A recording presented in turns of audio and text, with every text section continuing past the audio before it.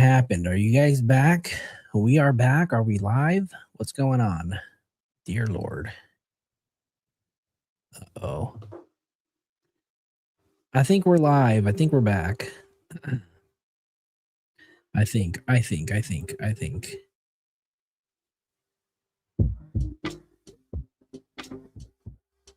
Let me just make some changes here. Dear Lord. I have no idea what happened. Put a 1 in the chat if you guys are back. I'm back.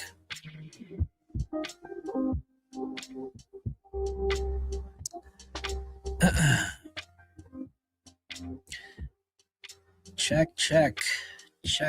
Mic check 1 2. I think it crashed when I opened up Adobe Audition to make that damn soundbite. Was he a tall? Yeah, he looked like a man.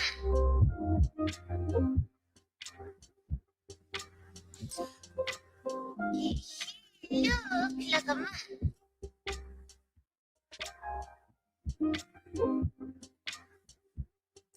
All right, we're gonna make that damn. He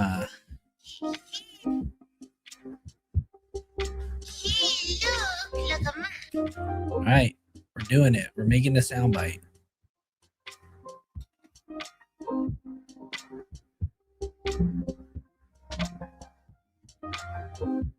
Hold on 1 second, y'all.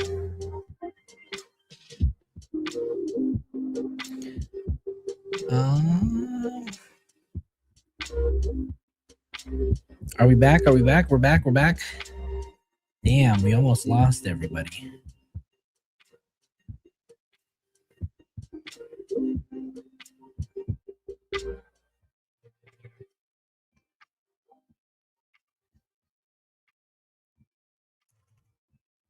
Okay. Sorry, y'all. We're gonna make that soundbite really quick.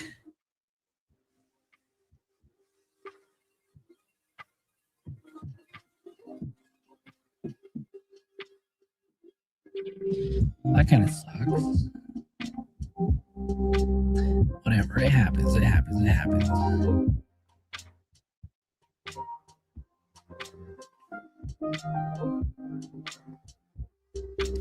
it go?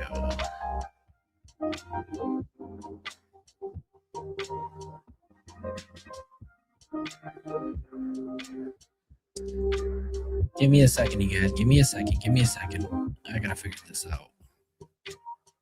Do me a favor, if you guys are in the chat, we're back. Put a 1 so I can see y'all. Whitney, we're in a landscape as well, just in case.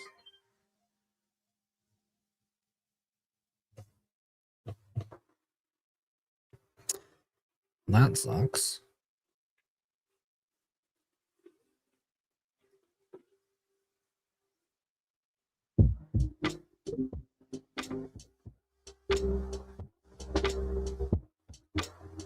I'm sorry, you guys. I don't know what happened.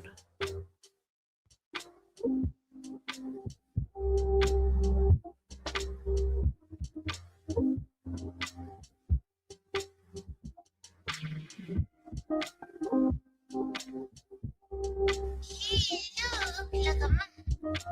All right, we got it. All right, you guys. We are back. Let me go ahead and share the screen.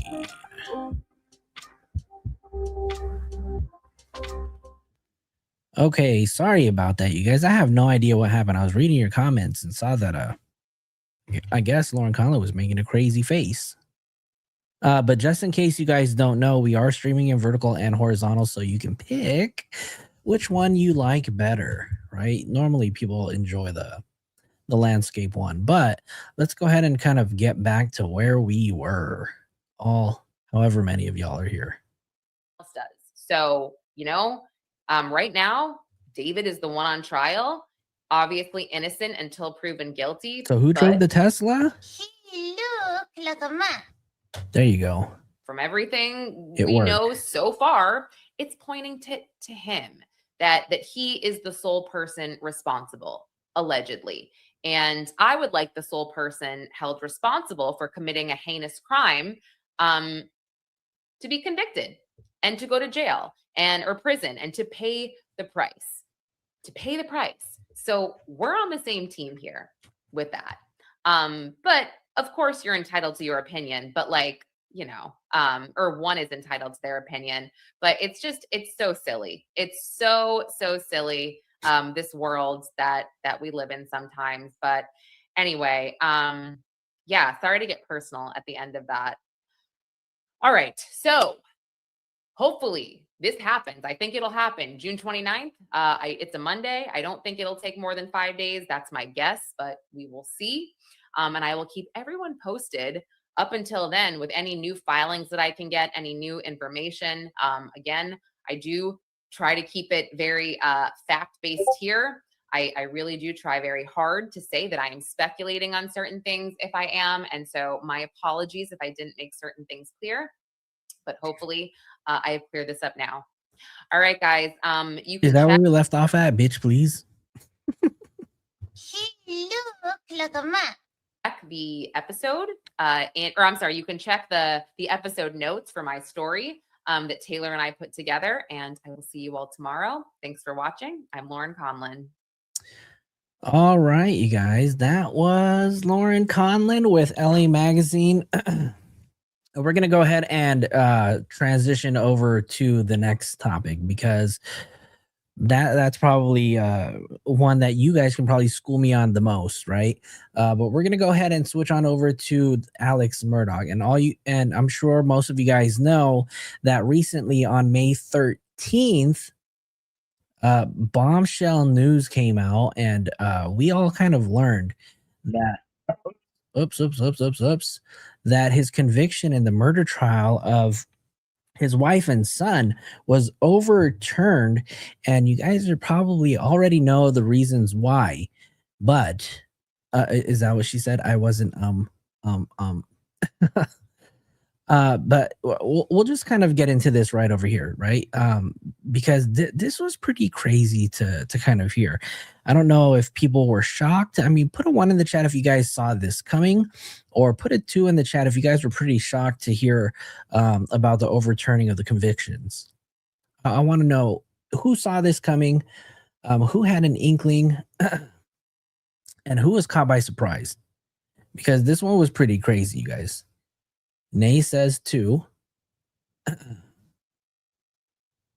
Yes, Joy, make sure you do some homework. It's day 1 of college, girl. You gotta do it. Java Queen, welcome. Thank you so much. We appreciate you subbing to the channel. Thank you so much for your support. Thank you. And with that, we've officially hit 2,200 subs. So shout out to all of you guys and welcome to the inner circle if you guys have become new members. So shout out to all of you guys. Damn, 2,200 subs. That's a lot for me, right? Not a lot for some of these other creators, but 2,200 subs is a lot for me. So I appreciate all of you guys who followed. If you followed the case closely, 0 shock. Okay, the rest of the world is absolutely shook. And is it because you're in the field that you're in, Chloe? Or, this stuff just kind of happens way too often? I'm very curious. Blairsville. Where in the heck is Blairsville? I gotta look that up. Where is Blairsville? I've never even heard of that, but I appreciate you being here. Is that Georgia? Is that Georgia? And then I rock, same here, right? Because this happened way before I was even ever interested in true crime. Blairsville, Georgia. Welcome. We appreciate you for being here. So thank you so much, Java Queen. But yeah, so it was basically overturned because they realized that somebody has been acting very naughty and out of, working out of their scope of practice. And somebody by the name of Rebecca, aka Becky Hill from Colleton County, she was basically the court clerk. And basically, she was doing a lot of shit that she shouldn't have been doing. So let's just let ABC tell you and get everybody up to speed. Macedo, we have breaking news. The South Carolina Supreme Court is overturning Alec Murdaugh's double murder conviction. A jury found Murdaugh guilty of murdering his wife and son in 2021.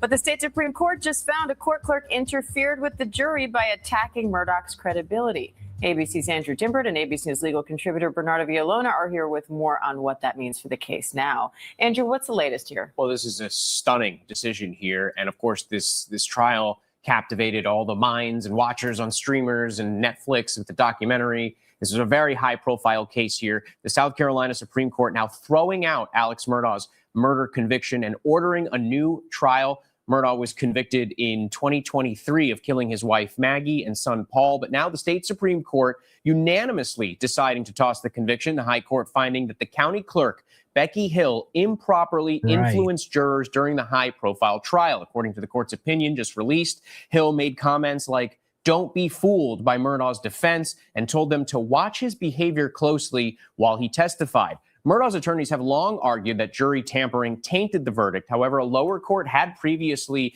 denied their request for a new trial, a decision now reversed by the state's highest court. But Murdaugh is not a free man here. He won't be walking out of prison anytime soon. The former attorney also pleaded guilty to stealing around $12 million from his clients, and he's currently serving a 40-year federal sentence, but still looks like on the murder trial, he's going to get a new trial here. I don't know if he's going to be alive in 40 years, you guys. So, I mean, is it still a point to retry him? I think absolutely, right? And again, you know, he deserves the right to a fair trial. And in this case, Miss Becky Hill, you know, couldn't mind her own damn business. And she's going to pay for it too, right? Because I think we also found out too that Alex Murdaugh's filed a civil lawsuit against her. And he is not going to let this one go. According to the state Supreme Court, reversing that conviction. Bernardo, what do you make of this decision?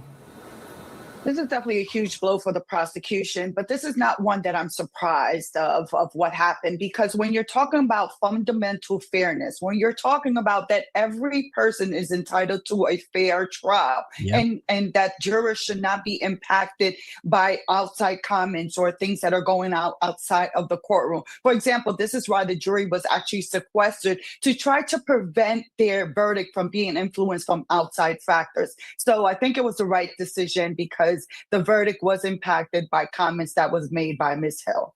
And Bernardo, Murdaugh will remain in prison due to those separate convictions on financial crimes. So what are the next steps for him? So the next steps for him is that the prosecution office will have to determine whether they are going to retry him, because since he's already serving a federal sentence of 40 years, and because of his age, it's technically life that he's serving, it may be the decision of the prosecutor's office not to retry him. But given that it is a homicide trial, the prosecutor, I believe, should be retrying him. So next steps in terms of a trial is going to look completely different than the trial that we saw years ago, because the Supreme Court has already ruled that a lot of that financial crime evidence should not go forward in a new trial. So we're talking about new jurors and also a new presentation of the evidence that can impact a new trial. All right, it'll be an interesting one. Andrew Dimbert, Bernardo Villolona, thank you. It's crazy though, right? Because she holds a position that's basically, it's a significant position in court, right? She's supposed to be trustworthy.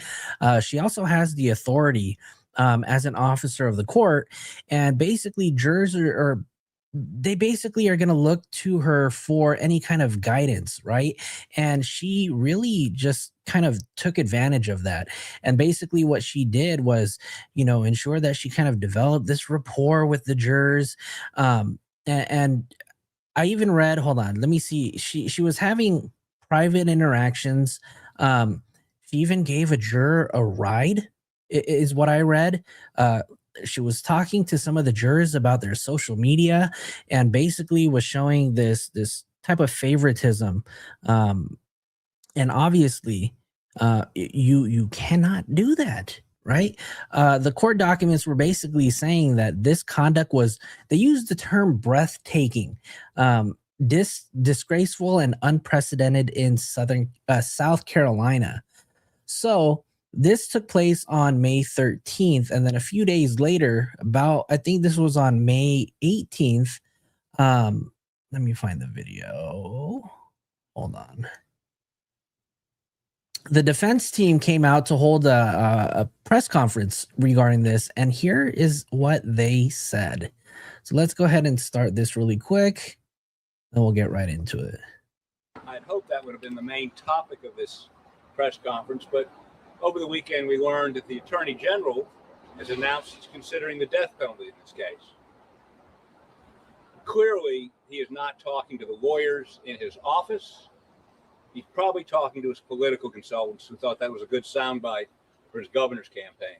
The law is clear that he cannot seek the death penalty if it is due to vindictive prosecution. That is, and here's the question: what does he know today he didn't know 5 years ago? Why is he? Sorry, you guys. My email address was popping up on the screen. Is weird. He's saying he's going to seek the death penalty. Is there some new piece of evidence? So we're a little sick and tired, and we've seen this process since the beginning of this case, where Alan Wilson plays politics as opposed to playing prosecutor. He's got great lawyers on his staff. He should listen to them, defer to their judgment. Coincidentally, he has not looked into the attempted jury tampering of Becky Hill. We're going to talk about a civil suit in a minute, but clearly the statute says whoever tampers with a jury or attempts to tamper with a jury is guilty of a crime. Judge Toll's fact findings were clear. Becky Hill attempted. The Supreme Court last week, Becky Hill attempted. So please, Alan, focus on your job and not the politics. Now, having gotten that out of my system, let me turn this over to Jim Griffin, who's going to talk about the lawsuit that was filed this morning, and then Phil Barber, and he and I will answer questions. Jim? Yeah, good morning. Today in the United States District Court, federal court, the Charleston Division, we filed a lawsuit on behalf of Richard Alexander Murdaugh Sr. versus Rebecca Hill.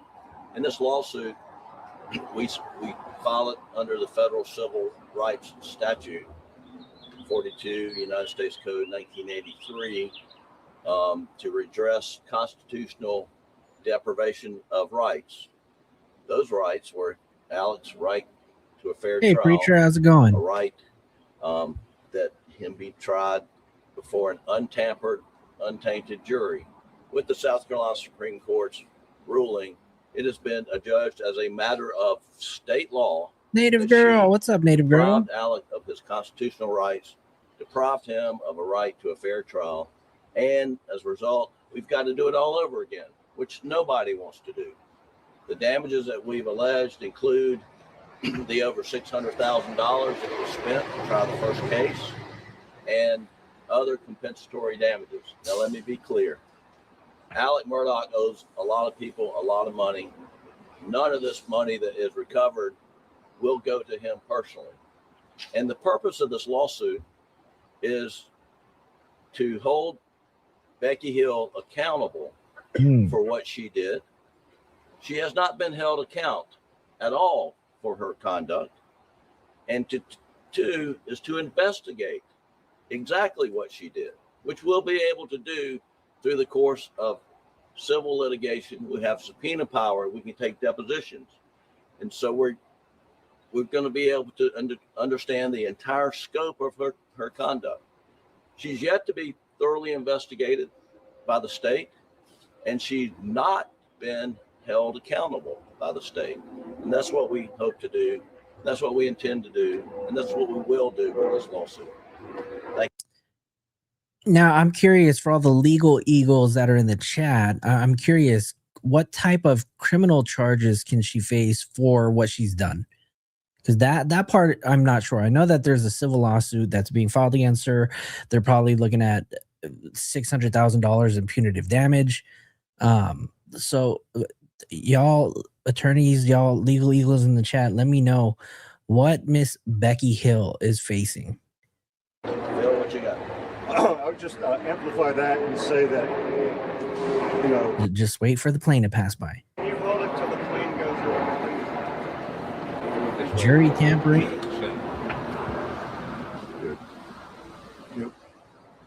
jury process, integrity of the jury process was violated by somebody sworn to uphold it.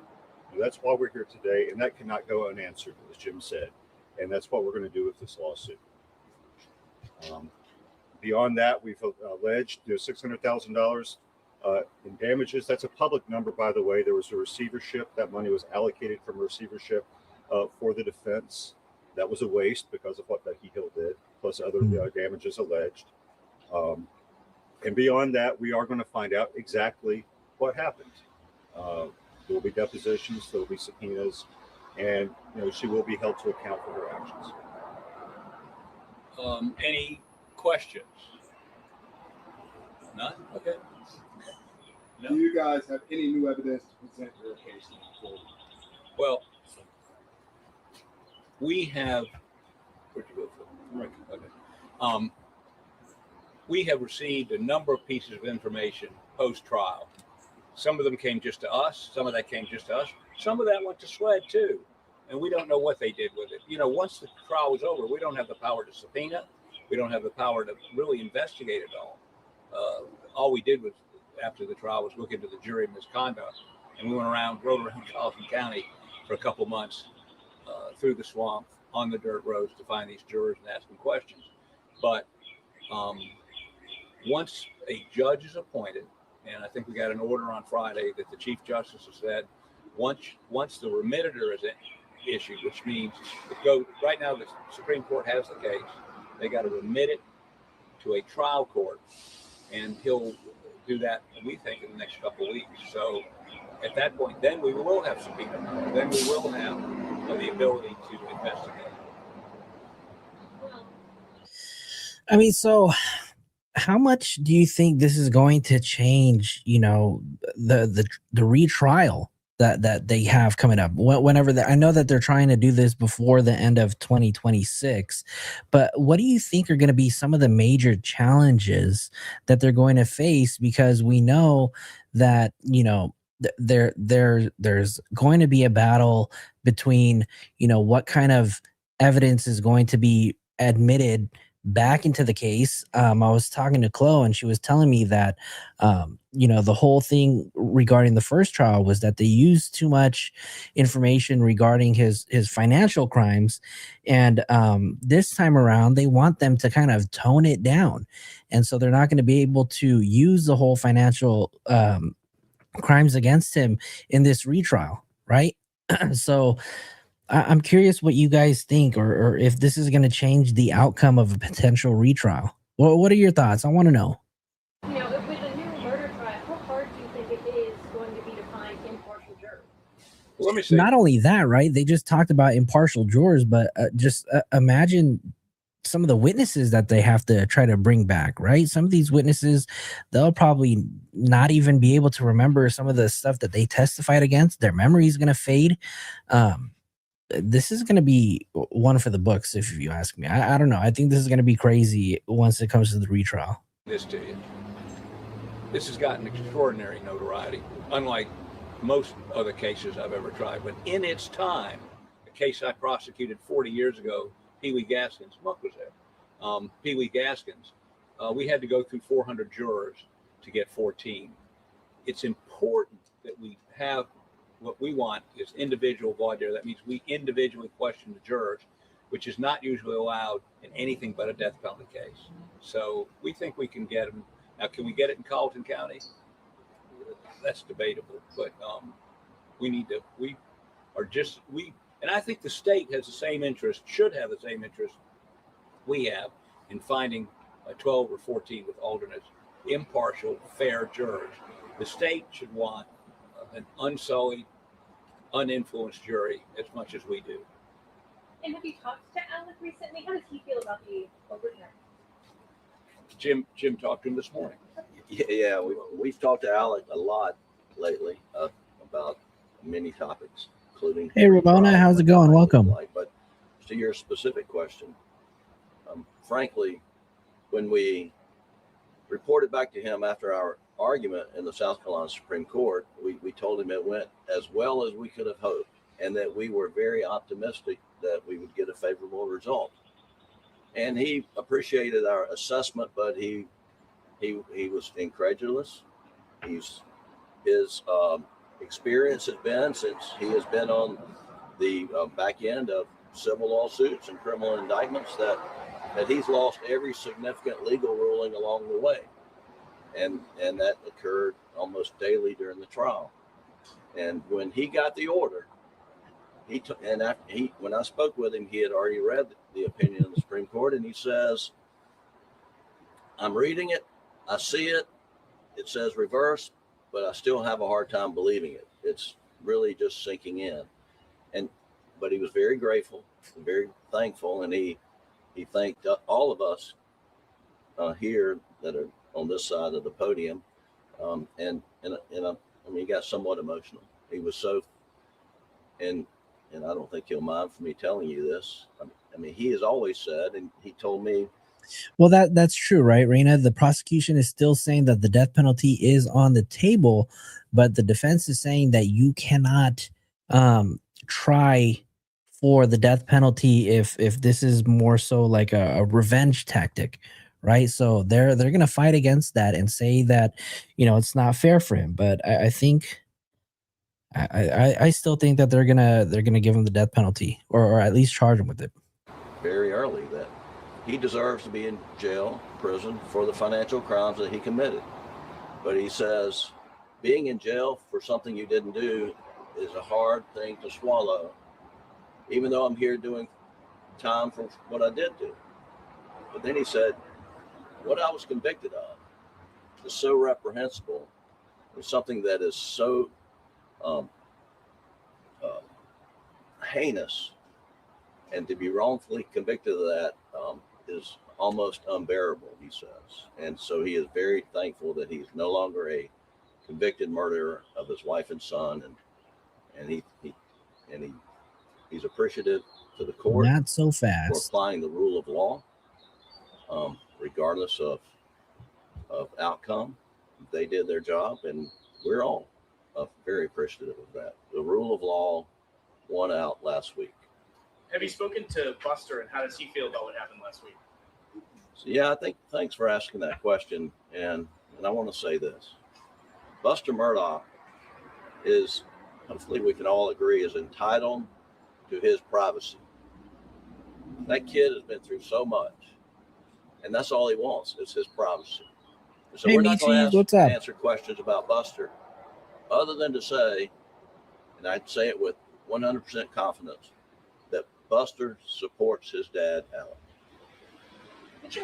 With the civil suit, are you hoping to get your hands on the SWAT investigation into the jury tampering allegations by the female? Sure. Now, we were given some information through the discovery during the motion for new trial stage.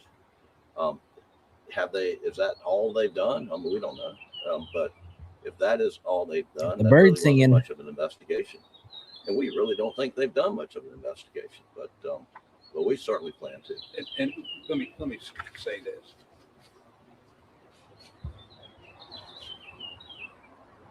There's also was a Freedom of Information Act served on SWED to get additional information. We've seen that too. Does it make sense to have the agency who has an inherent conflict, they want the conviction sustained, investigating whether it was valid or not? I mean, it just seems ridiculous. And again, I think the Attorney General's fault is not asking for some independent. He could have gotten a sheriff's department to it. Leon Lott folks, or the sheriff up in Spartanburg, Greenville, have a very sophisticated sheriff's department. Charleston also. Use them. But SWED is invested in affirming the conviction. They don't want to find any fault. I mean, that's just human nature. So we think there's going to be plenty of things that weren't looked into, and we want to look into those. And the question is, and Jim and Phil and I have been talking about this, did she do it alone? Did she have somebody help her with this? And if you were sitting in the judge's chambers like we were. So Joe, you're saying that when all of this goes to retrial, before all of that happens, that they're going to have another 1, 2, 3, 4 more grand juries? And you said that he's going to need to be convicted or indicted by the grand jury? I mean, damn.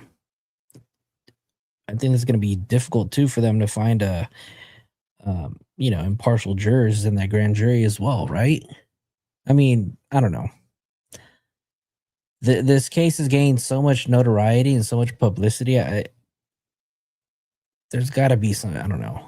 It's going to be tough. I don't think it's going to be easy. So I guess this is something that we just got to really wait and see. When she brought in information on the jury you would call the egg lady, we call Myra Crosby.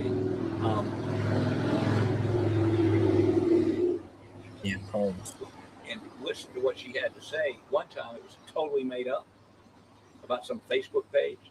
The second time, inexplicably a anonymous email came to the judge. We weren't told about it. It was investigated by the Attorney General's office and SLED without us being involved. Welcome back. No guardrails on that. But I mean, and call us naive because we were. We didn't press that. And I look back on it. We should have, with 2020 hindsight, we maybe should have taken a little more aggressive. But we still couldn't have dealt with that onion back then. But we will now. Hey, Dick, question about the retrial. Some have suggested that it may have been a mistake to put Alec on the stand. Any thought to whether you're going to put him on the stand in the retrial? Two things. One, the client makes that decision. Two, that'll be a game day call. So you'll know when we know. When will any retrial take place? I would suspect within a year of now, but not by the end of the year. No, hell no. And why is that? Why can't you go right to trial? I'll give you a couple of simple examples. One, we assume the same witnesses will testify in the retrial as the trial. We have a, 8,000 page transcript. We've got to break out each witness. We've got to read it, whoever's going to handle that person, outline it, and they can be used to impeach them. So unlike, this is like a civil case where you've taken a deposition. Unlike any other criminal case you'll ever defend or prosecute. So that takes time. We've got to go back and see if they've given us all the discovery. There's some inference that we didn't get everything from the prosecution. We go back and scrub that real hard. We've got to hire experts. They've got to look at all the information, new experts, and then give us an opinion. Do you have enough money to hire new experts? Jim, why don't you explain financially how this works? I think he's got a much better explanation for this than I do. Go ahead. I mean, there is no. Thank you so much for the not super chat, the Cash App, Native Girl. Thank you so much. Appreciate you. We appreciate your support for the channel. Thank you, thank you, thank you, thank you, thank you. New money, no found money, and I've said previously, we got paid to do a job. We do criminal defense work. And one way you do it, you charge by the job. Sometimes you come out ahead, and sometimes you come out behind. But right now we're in the hole. But we got paid to do a job, and we're going to see it all the way through. You're saying the job isn't finished yet. Job is not finished yet. We're not walking away from it. So we're going to see it through. That's where we are. Is there any chance a retrial could happen in Richland County instead of Palisade? One of the things that we're looking at is a motion to transfer venue to a different county. It would have to be, if that takes place and is transferred, it'd have to be in a county that has a very similar demographics as Colleton County. So that would probably exclude Richland County, Charleston County, which I know all of y'all want to go to Charleston. But it is Charleston is contiguous to Colleton, and one of the factors to be considered. I'm just saying. Charleston. And so, it's not our pick, but that'll be looked at very closely for sure. Jim, can we talk about new evidence? I know last week you mentioned DNA evidence under Maggie's fingernails, essentially right connected to a male. Can we go into that a little bit more and how that will play a factor in this retrial? Well, we pointed out during the last trial that they did find a unknown male DNA who was not related to any Murdaugh or any of Maggie's family. So a quick search basically stated that The murder charges were already brought through an existing grand jury indictment in Colleton County before the first trial. So a retrial after a conviction is reversed usually means that the case goes back to trial on the same indictment, not that the prosecutors start over from scratch with a new grand jury. And that was found on a website, The State. So her fingernail. That was, not really followed up on. We asked that they follow up on that before the last trial. We don't have possession of that DNA, so we can't do anything with it.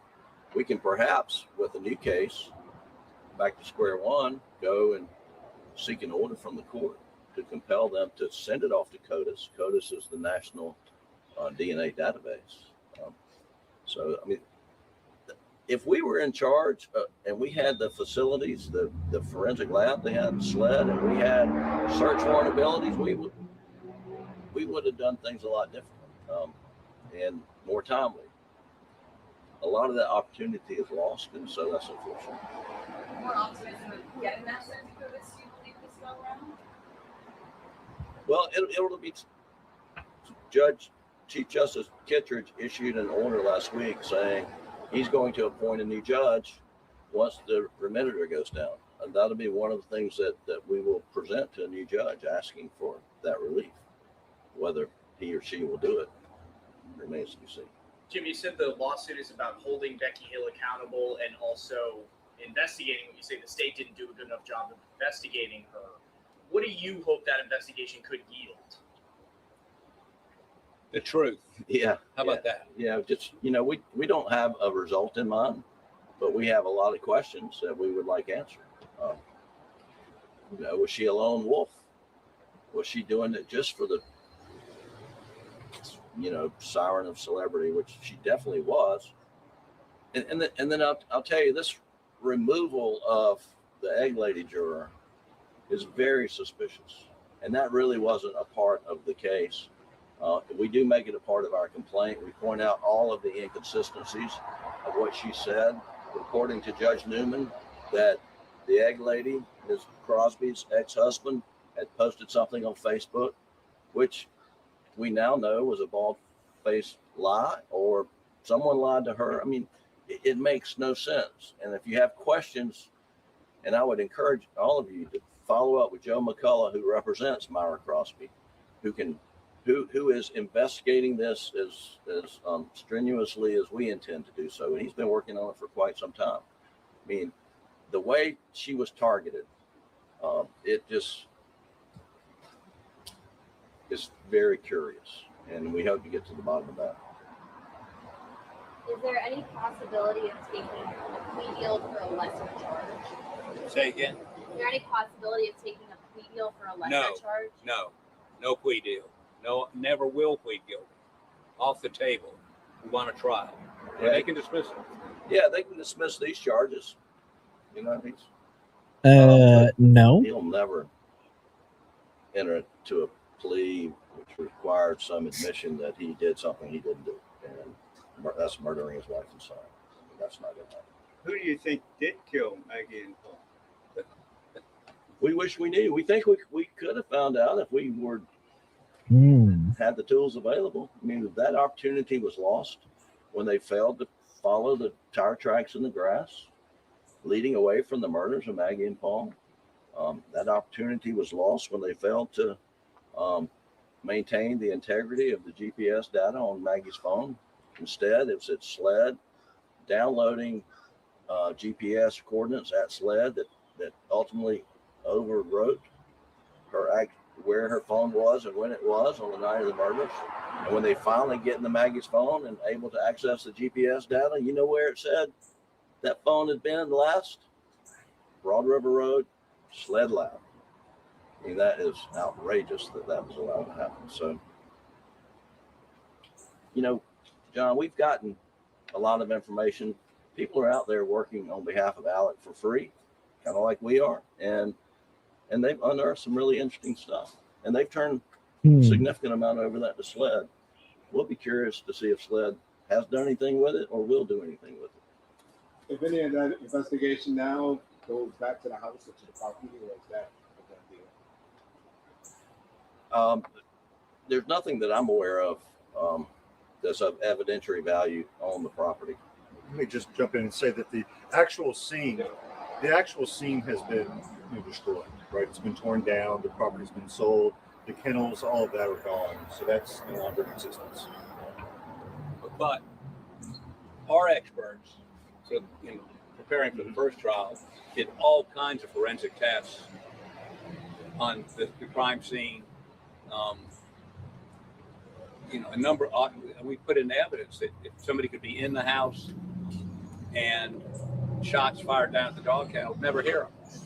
I mean, we proved that without any contradiction whatsoever. So the story that he was up at the house and he had to have heard the shotgun and an AR, not.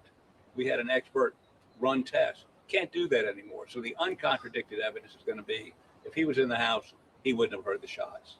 So, I mean, it's those kinds of things. And we've got measurements. I mean, very, very, very specific measurements on where everything was, which, by the way, SLED did not do. The night of the murders, as they processed, it may not be SLED, maybe local law enforcement, they didn't dust for fingerprints in the feed, not dust, they don't do that anymore, but they did not process the feed room for fingerprints. What's up, DJ See No Evil? DNA. Is that our hair? Let's pick it up and get it tested. There was a bloody footprint right next to Paul's body. It was a Carlton County Sheriff's deputy's foot. I mean, I'm not a big CSI fan, but this looks to me like they violated every basic rule. And we had a witness testify to that. So they got a lot of explaining to do. What do you think the odds are of Alex getting an acquittal in the retrial? Slim to none. Are playing those internet betting sites too much. I have no idea what it's You're not playing them at all. Well, you ought to try. What do you Thank you, Ace. Appreciate you. We have no idea. I mean, we don't predict football, basketball, or trials. Just following up on Although they say that all those sports are rigged, right? But who am I? what Nick said about the failures. During the trial, you'll remember SLED explained how they do murder investigations, and they do, they draw an imaginary circle, and the imaginary circle that they drew here, Alec was in the middle of it.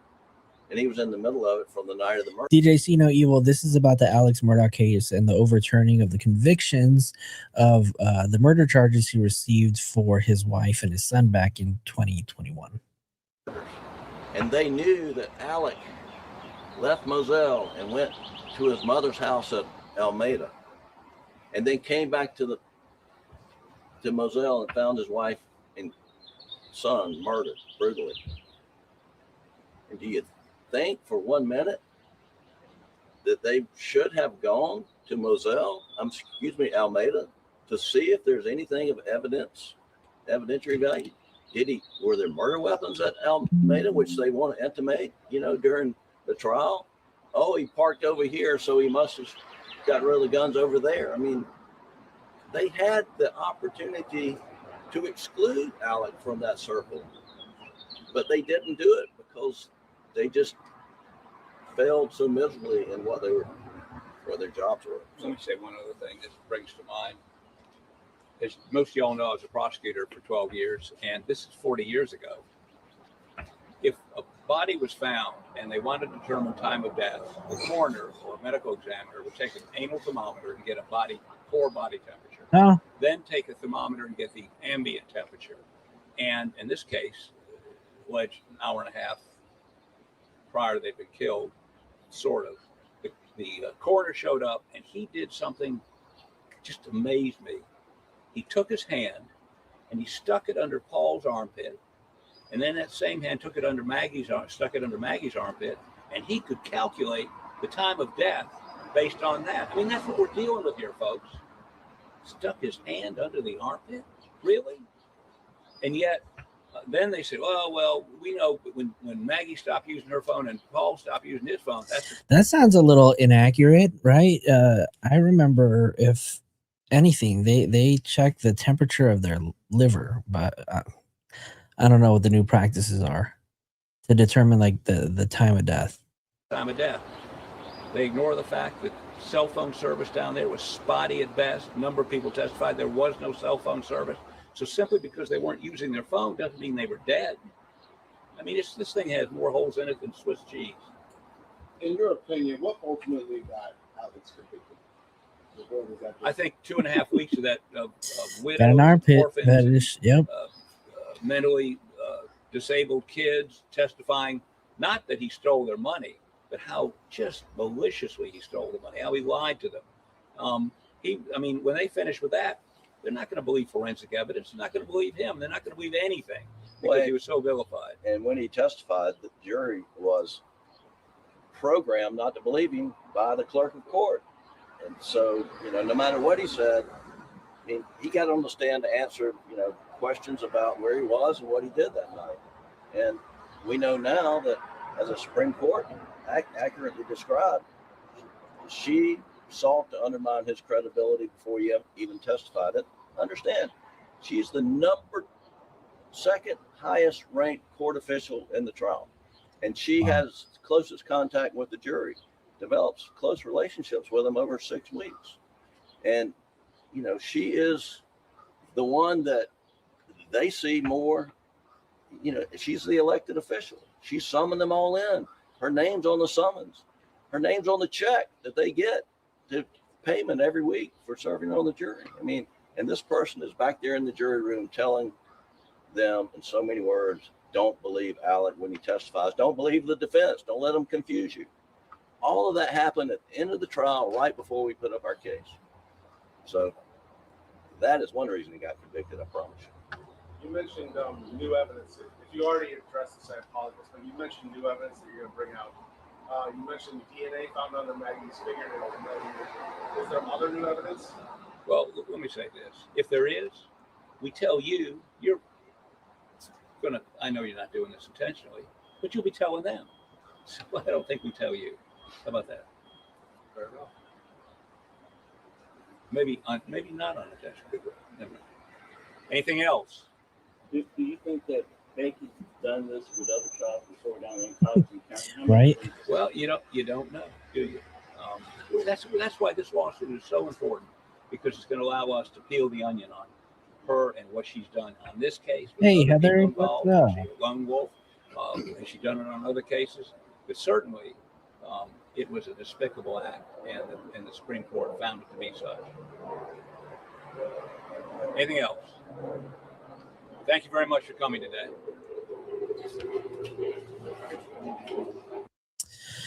So what do you guys think? What are your thoughts? Let's kind of recap. I mean, what is everybody thinking? And when do you guys think we're going to get this retrial? Right. I think what's crazy is that, due process isn't really a technicality, right?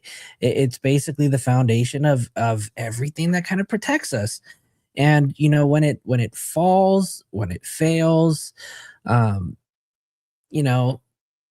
everything kind of has to reset and kind of go back to trial, in my opinion. And this time the courts have to make sure that they do their jobs. I'm curious why this wasn't caught during the trial, though, right? How did they not know that there was jury tampering going on? She must have done a good job covering up her tracks, better than David Burke's, covering up his tracks. So I don't know. I'm curious. What is everybody's thoughts? And I'm definitely gonna have to revisit this case because this happened many, many years ago before I was even into true crime. So I'm gonna have to sit down, study. And if any of you guys know of any documentaries or any videos that kind of do a good recap on this, let me know, because I want to watch. Murdaugh did it, but I don't know if the state can prove it without 12 hours of motive evidence and if he keeps his dang mouth shut. Joe says they knew. They just didn't care. Well, that kind of sucks, right? If that's our justice system, if nobody cares, then who does, right? I don't know. But that's going to be it for me, you guys. I do have class early in the morning. I promise you guys I'm back. So we're going to try to get back on a more normal schedule. It's been about 2 weeks since I've been gone, so I do appreciate all of you guys who are back here to hang out, to kind of listen and recap some of the stuff that's gone on. So I do appreciate it. Do me a favor, if you guys are watching on the replay crew, do me a favor, hit the like button. For all of you guys in the live, hit the like button. I appreciate it. We are back though, so that is that. Tonight we did hit 2,200 subs, so thank you everybody who subbed to the channel. Hit that like button, hit the subscribe if you haven't already. That's gonna be it for me tonight. I will see you guys later. Thank you guys for hanging out, you guys. I love you guys. We'll talk soon. I don't know when, but we'll do it soon. Take care, you guys. Peace.